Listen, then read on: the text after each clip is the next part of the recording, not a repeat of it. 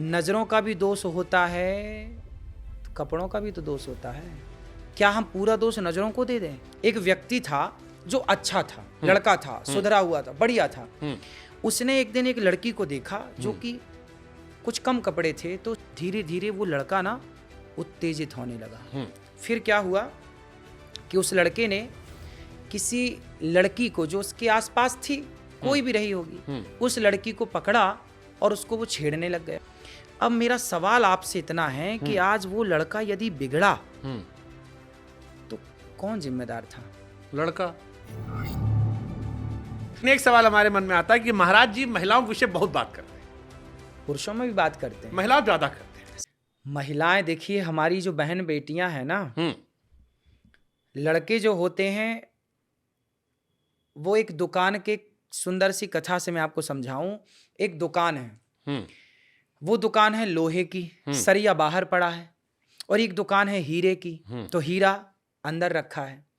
तो जो लड़के होते हैं ना, सरिये की तरह है, जंग लगेगी, थोड़ी कीमत घटेगी तो कितनी घटेगी, पर लड़की जो होती है ना वो हीरा होती है।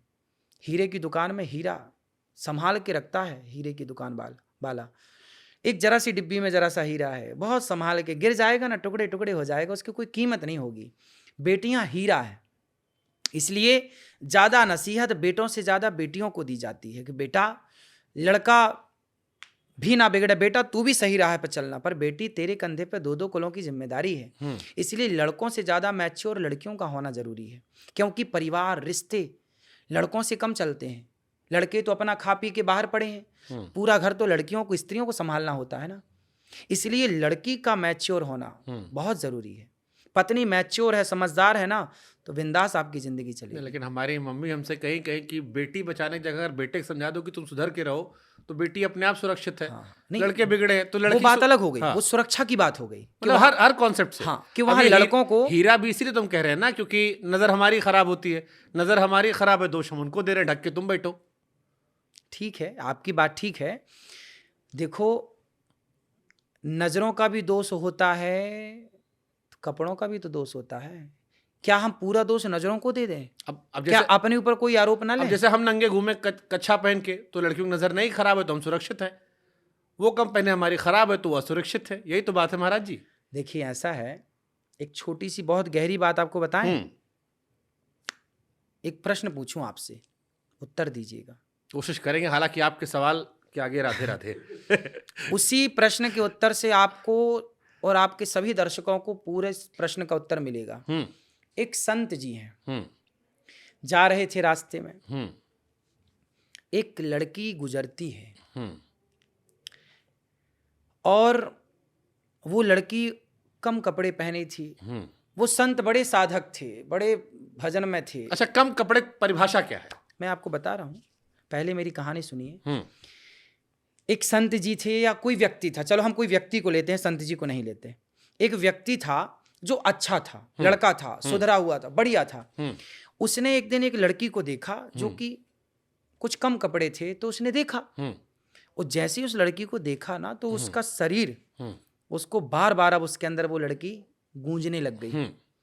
अब क्या हुआ, गूंजते गूंजते 1 महीना बीत गया। धीरे धीरे वो लड़का ना उत्तेजित होने लगा।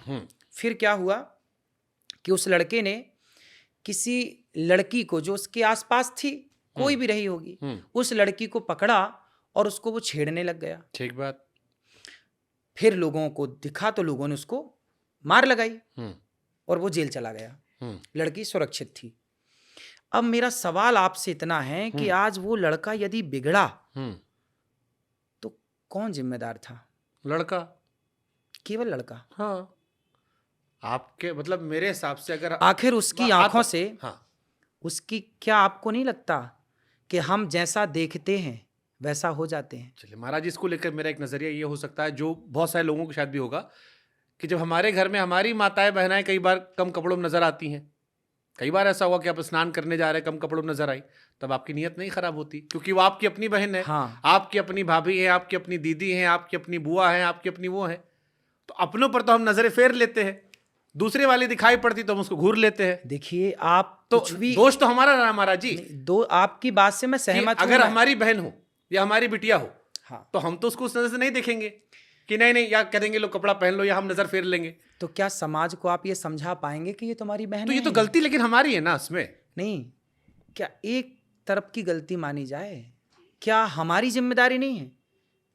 अच्छा, कम कपड़े क्या होते हैं आप थोड़ा बताओ ना हमको इस बारे में। आजकल मूवी आप देखते हैं, हाँ, लोग कहते हैं, जैसे आजकल कई लोग कहते हैं कि पेट दिख रहा है, अब नई लड़कियां कहती हैं कि भाई साड़ी में भी तो पेट दिखता है। नहीं, बात पेट दिखने की नहीं है, बात जरा से कपड़े पहनने की। देखिए, मैं जो कह रहा था आप उसको समझिए, उसको ऐसे समझना है कि उस लड़के की तो गलती थी कि उसने गलत किया, लेकिन आप ये बात मानते हैं कि नहीं कि जैसा हम देखते हैं, देखने का प्रभाव हमारे अंदर होता है, यह मानते हैं कि नहीं आप?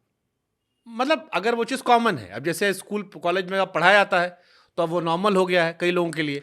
अब जिन्होंने पहली बार देखा उनका दिमाग खराब हो जाता है। बट फिर मेरे मन में सवाल वही आता है कि अगर वही चीज़, सेम कहानी आपके घर में नहीं हो रहा है और बाहर हो रहा है, तो फिर तो आपकी परवरिश का दोष है ना, आपकी उसमें नजर दोष और परवरिश की दोष उस व्यक्ति का तो है ही, हम ये नहीं कह रहे कि उसका दोष नहीं है, 99% उसका दोष है, पर क्या 1% दोष आप नहीं मानते? चलो महाराज जी, एक सवाल हम और पूछ लेते इसी बात पे, ये क्योंकि ये बहुत सेंसिटिव इशू है और टीवी पर इस पर हमने बड़ी बहस की है। हाँ, ये बात सच है कि 18 से 40 साल की लड़की, 45 साल की लड़की कम कपड़ों में कह रही है, आप कह रहे हो उत्तेजित हो जाते हैं, लेकिन जब हम खबर सुनते हैं कि 1.5 साल की बच्ची के साथ रेप हो गया, 80 साल की दादी के साथ रेप हो गया, वहां तो कुछ था ही नहीं, तो हाँ, फिर कहानी अब कैसे? आप फिर वापस आइए। हाँ, वहां तो कुछ नहीं था, पर उसके पहले पिक्चर समा चुकी थी आंखों में, जो मैंने बताया।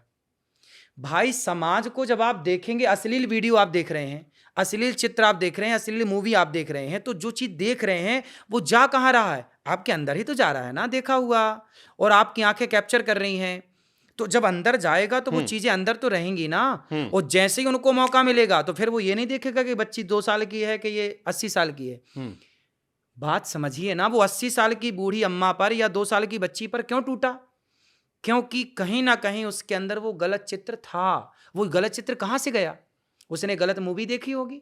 तो क्या वो लड़का अपनी माँ के साथ भी वही कर सकता है? अब ये तो उसी से पूछा जाए। और अगर अपनी माँ के साथ वो वही कर सकता है, ये तो वही वही फिर बताएगा। किसका दोष होगा?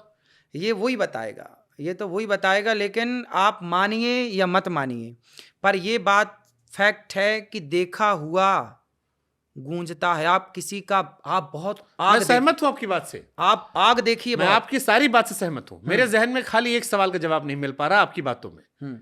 जो आप कह रहे हो सच है कि अगर हमने देखा, उत्तेजना आई, सारी बातें हैं, लेकिन फिर वही नियत अपनी बहन, अपनी मां पर क्यों खराब नहीं हुई और दूसरे पर खराब क्यों हो गई?